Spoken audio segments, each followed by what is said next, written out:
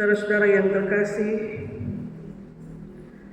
kedua mempelai, saksi orang tua dan keluarga, selamat sore dan salam untuk kita semua. Saudara Calvin, saya persilakan saudara untuk membaca kembali Kejadian 2 ayat 24.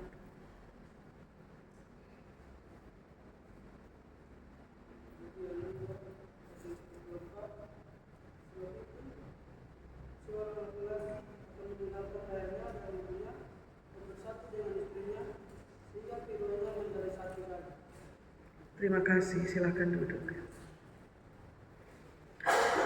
Saudara-saudari yang terkasih dalam Kristus, sekali lagi salam.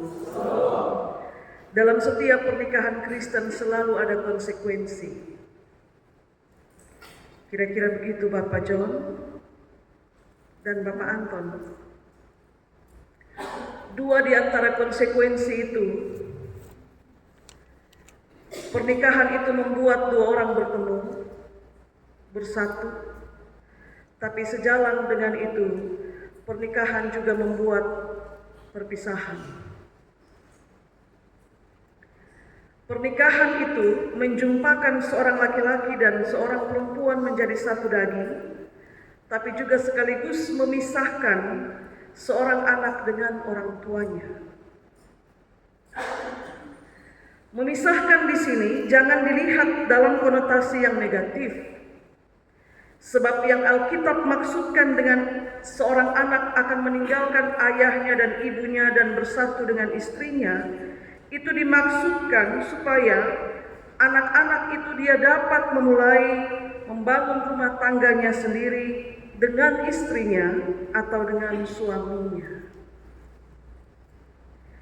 Sesayang-sayangnya orang tua terhadap anaknya dan sesayang-sayangnya anak kepada orang tuanya, pada waktunya orang tua harus berbesar hati untuk menerima anaknya pergi dengan istrinya atau dengan suaminya. Dan pada waktunya pula anak-anak harus berbesar hati untuk berpisah dengan orang tua yang melahirkan dan membesarkan. Nah, sekarang pertanyaannya, apakah berpisah di sini berarti tidak akan ada lagi perjumpaan? Tentu tidak, ya. Perjumpaan akan terus terjadi, tapi fokusmu adalah untuk membangun rumah tanggamu sendiri, mengurus rumah tanggamu sendiri, mencari kebutuhan rumah tanggamu sendiri, dan seterusnya. Karena itu saya tanya, itu bukan sekedar bertanya. Kalau saya tanya, Agisni kamu tinggal di mana? Dalam kaitan dengan ini, bahwa saudara-saudari harus dipersiapkan hatimu pertama-tama untuk konsekuensi ini. Bahwa Intan tidak bisa lagi merengek terus-menerus sebagai anak kesayangan orang tua karena Anda sudah punya suami. Demikian sebaliknya. Mungkin tidak ada yang berubah, tapi statusmu jelas. Engkau istri dari seorang laki-laki yang bernama Calvin Manu. Demikian sebaliknya, Calvin juga tidak bisa terus-menerus tanda tangan di bapa mama.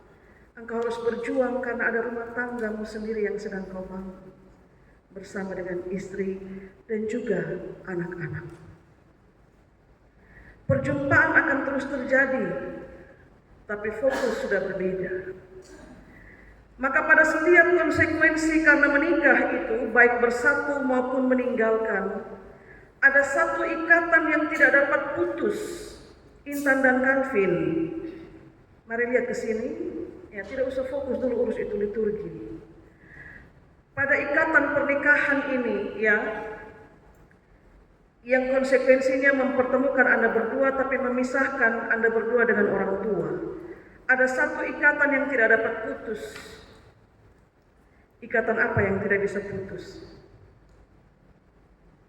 Menurutmu, Intan?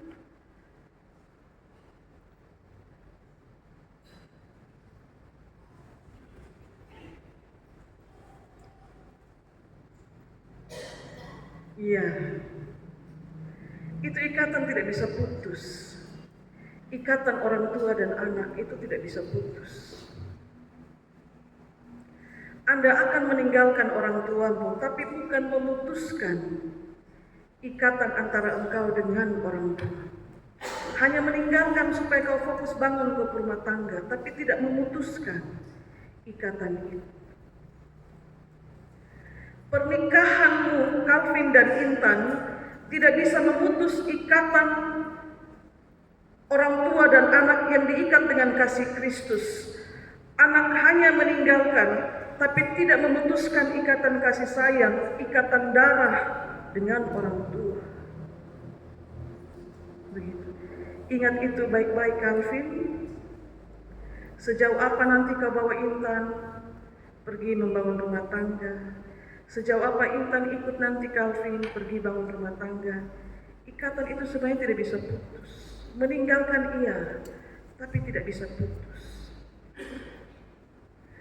Karena apa? Karena dalam hukum yang kelima yang kita baca dalam nas membimbing, di situ tertulis, hormatilah ayahmu dan ibumu, supaya lanjut umurmu di tanah yang diberikan Tuhan kepadamu. Itu bagian dari penghormatan, meskipun tidak lagi bersama seperti sebelum menikah. Penghormatan terhadap orang tua tidak pakai batas waktu. Intan dan Calvin, penghormatanmu kepada orang tuanya Intan, Calvin, dan penghormatanmu kepada orang tuanya Calvin, Intan, itu tidak pakai batas waktu.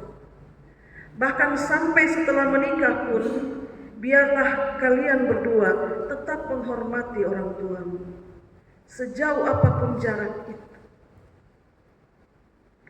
Saudara Calvin dan juga Intan, Bapak Ibu jemaat Tuhan, sekarang pun saudara berdua adalah orang tua dari anak Gabriel yang nanti juga akan kita baptis sebentar. Didik Calvin, didik Gabriel baik-baik, dan bawa dia untuk kenal Tuhan Yesus sebagai juru selamatnya.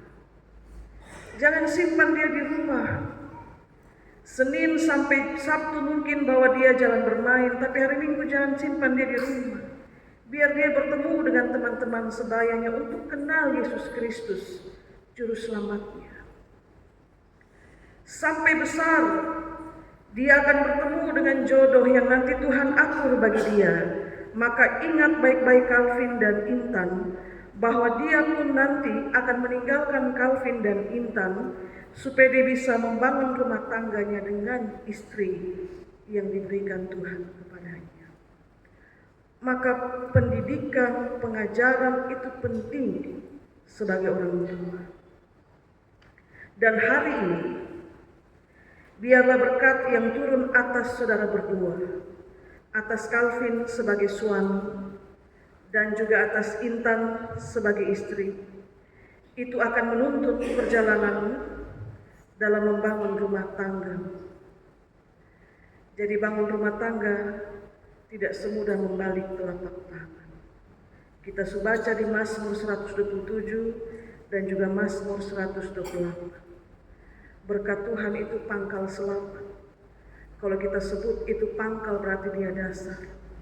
Tapi kemudian Mazmur 128 bilang berkat Tuhan itu atas rumah tangga. Jadi dari bawah, dari atas, Tuhan menaungi rumah tangga itu dengan berkat-Nya.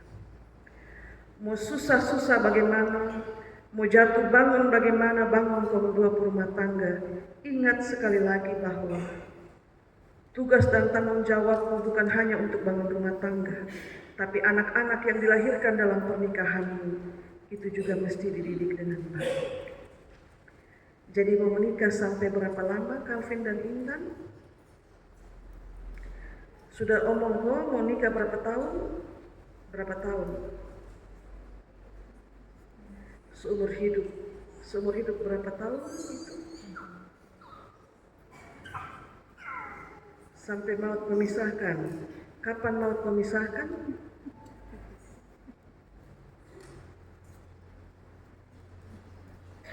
Menikahlah sampai di mana Tuhan bilang sudah waktunya untuk berpisah. pulang, gitu ya. Tuhan berkati perjalanan bersama ini.